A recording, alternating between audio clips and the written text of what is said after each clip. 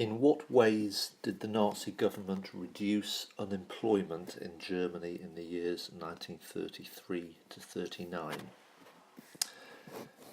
This brief podcast will just take you through the key elements of a plan to an answer to this particular question. I've deliberately chosen this question on reducing unemployment because it could be quite easily adapted to a series of other questions on the Nazi economy. It's very much of a multi-purpose plan, so you could use this paragraph structure for quite a few questions. Let's take a look at what exactly this question is about. First of all, notice the number of marks. It's 12 marks, which would be about 18 minutes in the exam, working on the fact 1.5 minutes per mark. The question is about reducing unemployment, and it is about the years 1933 to 39. Always remember to focus in on the dates and try to ensure that your answer covers the full range of dates. You will not be credited for bringing in anything that is irrelevant. So if you were to talk about policies during World War II, that would be marked as irrelevant. Clearly it says 1933 because 1933 is the year Hitler came to power, 1939 because that's the year that World War II started. So those are the parameters. It's always useful to make it clear to the examiner you understand that. And the focus of the question is, in what ways did the Nazi government reduce unemployment? So in other words, it is about what basically were the policies. That needs to be the focus. Okay, so you've got the model answer in front of you. The first paragraph there is the intro. So quick look at the intro.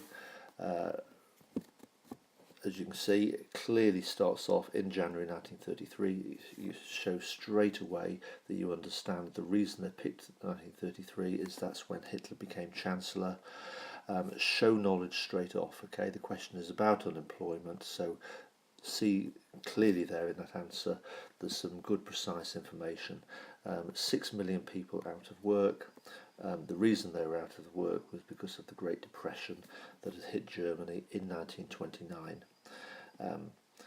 And then because the question is about what were Hitler's policies, the introduction is the obvious place just to give a quick summary of why he needed to solve the unemployment problem. First of all, he had promised to reduce unemployment. That was a key campaign promise in the rise to power. The voters, the people who voted for Hitler, expected him to create jobs. And Hitler realised that if he wanted to not just achieve power but keep power in order to retain popularity, he needed to solve unemployment. That was essential. But longer term, because solving unemployment is a short-term aim, in the longer term, once he has solved unemployment, unemployment provides the foundations for rearming Germany. And the long-term reasons for rearming Germany, remember, are to prepare for war in the East, for living space or Lebensraum. So there's a lot packed into just 2 or 3 sentences in that introduction. Remember, in the exam, an introduction should probably take you no more than just a couple of minutes to write. Then you get into the main body of the answer. Okay, so this particular answer, the first main paragraph, let's just go down and have a look at that. Okay, so as you can see, there's a strong topic sentence. The opening sentence must make clear what the paragraph is about, but also directly link the paragraph to the question. And so, as you can see here, the first method, that phrase there clearly shows to the examiner that you are going to, as you work your way through this answer, identify more than one method. Okay, so this paragraph, the first method. Okay. Used to reduce unemployment, so it's linking the paragraph to the question. And what is the method? Public work programs. Okay, bit of context there. Hitler was not the first person to introduce public work programs. Previous chancellors had done that. Hitler simply picked up the policies. In particular, Schleicher, the chancellor before Hitler, had introduced public work programs. And then really in that paragraph what you then need to do is identify what those policies were. Okay, so it's about job creation, it's in particular government spending on construction, draining of swamps, tree planting, building of coastal walls, and huge public buildings, including the Olympic Stadium. So you can see lots of information being put in there. But the most famous, the one you really need to mention above everything else, are the motorways. Use the German word if you can, autobahns. Some precise information, 7,000 kilometres. Why was that successful? Because it provided jobs. Okay, it also served the needs of rearmament because it enabled swift transports of goods and equipment. And again, finishing off, you got some precise information there. 19 billion marks was spent in 1933, increasing to 37 billion by 1938. So again, a lot of good information in that single paragraph. Now you then move into the second paragraph, and the key theme in the second paragraph is linked. Okay, remember, try to, in that opening sentence of each paragraph, not only explain what the paragraph is about, not only link it to the question, but try to link it to the previous paragraph. So another key aspect of reducing unemployment is the National Labour Service, but this is linked to the Public Work Programme because the National Labour Service, many of the workers who worked on the public works that you've talked about in paragraph 1 were recruited through the RAD, the National Labour Service scheme. There's the German word. It always looks good if you can learn the German word, the Reichsarbeitsdienst. If you struggle with that, don't worry, use the English word National Labour Service. But the more you can do to impress the examiner, the better. So what was it? Again, you can sort of see the information. You got the law, the year when it was made compulsory. It was all men between ages 18 and 25, 6 months. And it was the men for the public work projects. It helped reduce unemployment, but it was not popular. Wages were low and working conditions were poor. The third paragraph then focuses in on another aspect. So again, there's the opening sentence, a strong opening sentence. In addition to state financed work programs, so what you've done is you've linked that to the previous two paragraphs, because the previous two paragraphs have been focusing on state financed work programs. The Nazis also subsidised private firms, especially in the construction industry. So you're making a clear point here that Nazi Germany was not like Communist Russia. Communist Russia, all industry was taken over by the government. It was run by the government and owned by the government. This wasn't the case in Nazi Germany. Private businesses continued to exist. Hitler felt that was essential.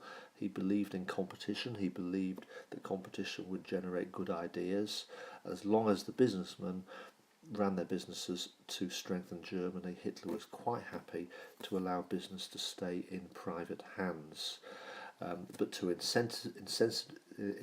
provide an incentive for businesses to rearm, the Nazis subsidised private firms. They gave money to businesses who ran their businesses to strengthen Germany through rearmament. So you can see the type of information there. For example, the Volkswagen or People's Car, the German car industry, expanded in particular. Hitler realised the car industry could be multi-purpose. The conveyor belt technology could be used very quickly, adapted from making cars to making tanks and aeroplanes, for example. So that created a lot of jobs and reduced foreign car imports. The next paragraph, number 4, focuses in on that key turning point. Now, I emphasised this in the revision sessions last week. From 1936 onwards, which was Hitler's third to fourth year as leader of Germany, the regime suddenly began to focus much more sharply on the preparation for war. Now, the key feature here, of course, was that Schacht and his new plan were shelved. Effectively, a new economic plan was brought in called the four-year plan. So the increased emphasis on rearmament, the four-year plan, the drive for rearmament, and big emphasis on the production of coal and chemicals, oil and iron, steel, iron ore extraction, the expansion of the army, and remember, by 1938 it had increased to 900,000 from 100,000 that had been restricted to by the Treaty of Versailles. So again, a lot of information being put into that. Now again, there's more information you could put in. It doesn't that answer there doesn't mention Goering. You could mention Goering, who was in charge of the four-year plan, the Hermann Goering Reichswerke, etc., etc. It really depends on how much time you have. This is only a 12-mark answer. It's 18 minutes. It's not a full essay. If you had it as an essay question, which is worth 16 marks, then you would want to develop that with more detail. So you've got to decide on what the important information is that you want to put into the answer. We then move to the fifth paragraph. Now, the fifth paragraph is the conclusion. It's where you reach an overall judgment, and here you need to assess, bring together the threads of the answer. So what were the policies, and above all, did they succeed? Were they successful? Did the Nazis succeed in reducing unemployment between 1933 and 1939? So clearly, a key point is you need to distinguish between the reality and what the perception was, how the public felt the Nazis did. So it's largely about propaganda. Propaganda obviously said, yes, the Nazis did reduce unemployment. Comes back to that first point. Hitler had promised that he would create jobs. He needed to create a perception that he had created jobs to maintain his popularity, which was part of the way in which he controlled the country. But beneath the surface, although Nazi policies definitely did reduce unemployment, that they were not as successful as they claimed. So you try to focus in on the difference between official government figures and the hidden figures, the so-called invisible unemployed, such as Jews, women, communists, various groups that were not counted in the unemployment figures.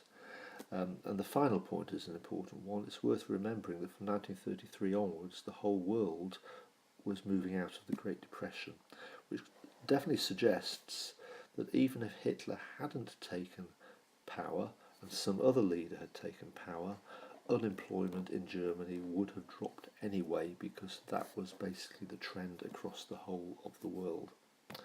So a few points at the bottom that summarise why that is a good answer. Quick look at that. A brief introduction identifies 4 different ways that the Nazis reduced unemployment, and each theme is clearly expressed at the beginning of each paragraph. It doesn't over-rely on the bullet point prompts. Now remember, in the exam they give you a couple of bullet point prompts. They can be very, very dangerous. Okay, they can sidetrack you into writing only about 1 or 2 things. As you can see here, there were about 4 or 5 different points to put across. So don't over-rely on the bullet points. And then the concluding paragraph analyses whether the policy succeeded or not. Okay, so hopefully that was useful to you. Remember, you can adapt that plan to a whole series of different questions on the theme of Nazi economic policy.